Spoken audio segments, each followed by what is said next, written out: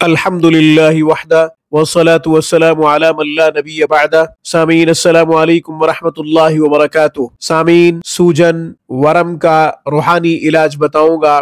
جسم کے کسی بھی حصے پہ سوجن ہے، ورم ہے، یہ جسم پھول جاتا ہے تو آج ایک خوبصورت تعویذ بتاؤں گا، یہ آپ پی سکتے ہیں۔ اسی طرح ایک خوبصورت کلمہ بتاؤں گا جو آپ 101 مرتبہ پڑھیں گے تو انشاءاللہ ورم، سوجن وغیرہ یا جسم پھولا ہوا ہے تو وہ ختم ہو جائے گا، اللہ تعالیٰ شفا عطا فرما دیں گے۔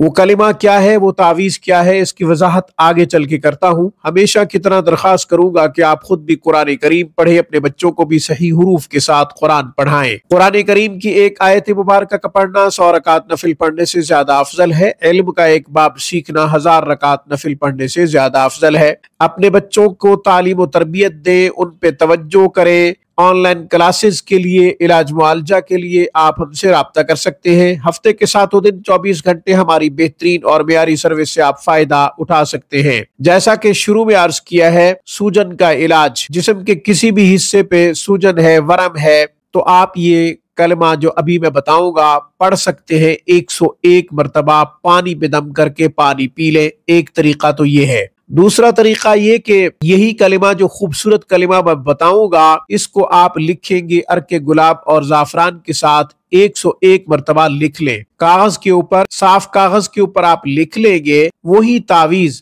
آپ پانی میں گھول کے پی لیں گے۔ 7 دن، 11 دن یا 21 دن تک پیئیں گے تو انشاءاللہ موٹاپا بھی ختم ہو جائے گا۔ ورم، سوجن وغیرہ، جسم پھولا ہوا ہے تو انشاءاللہ شفا مل جائے گی۔ وہ کلمہ کیا ہے؟ لا الہ الا اللہ، لا الہ الا اللہ۔ یہ آپ نے 101 مرتبہ پڑھنا ہے، پانی پہ دم کرنا ہے، پانی پی لینا ہے، روزانہ یہ عمل کریں۔ لا الہ الا اللہ یہ مشترکہ مشن ہے تمام انبیاء کا۔ تمام انبیاء کی بعثت کا مقصد بھی یہی ہے، لا الہ الا اللہ۔